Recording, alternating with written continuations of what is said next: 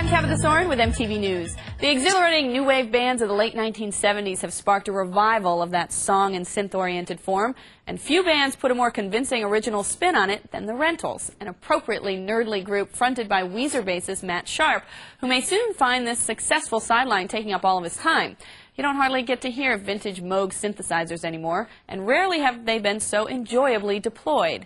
The Rentals pulled into Los Angeles on tour with Blur recently, and Serena Altschul filed this report.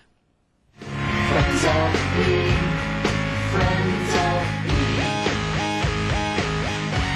The Moog synthesizer-drenched debut album, Return of the Rentals, may sound reminiscent of late 70s synth pop, but musically, that's not necessarily where they're coming from.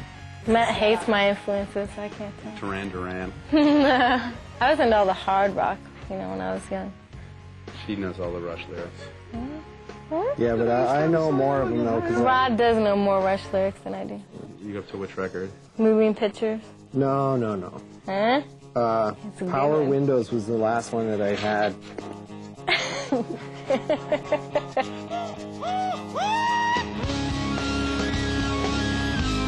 The record started out it's just a rock record. I mean, just two guitars, bass, and drums. We just recorded it live as a three-piece, and the idea for the synth didn't come till like a year later, I think. So the synth sound came out of the developing... It was one of the last things. The misconceptions about this record is that this is a synth record with guitar, but it's a guitar record with synth. And not just any synths, correctly known as Moogs, but often called Moogs, the 20-year-old keyboards are the Rental synthesizers of choice. Friends of P was the first song that we started putting keyboards on, and it just... Tom and I looked at each other and went... Why Moogs? Why not? Because they don't sound like Like caca, you have to say. like caca. Although playing with these older instruments may look and sound cool, they haven't been problem-free. We played all those Christmas shows where you have to get on stage real quick, you have 5 minutes to set up, and half the time the keyboards wouldn't work right before. He was shaking and trembling. Yeah, we had to open up the Moog and just start there'd be screwing 3 with or 4 it, people hoping around someone it, would fix it. pushing things and going, does it work now? But the Rentals have endured through their tour dates with Blur and the Red Hot Chili Peppers. And in the midst of it all, they also found time to shoot their second video.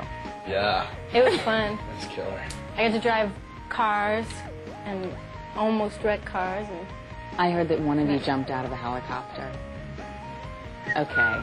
Stuntman? You can't give away the secrets. Okay. We won't go there. he did jump out of the helicopter, you'll see.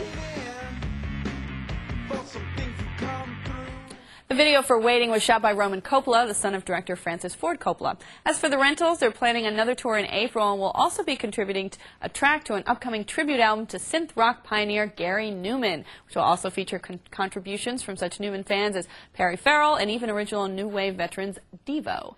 That's the news for now. We'll have more news later, right here on MTV. MTV News. You hear it first.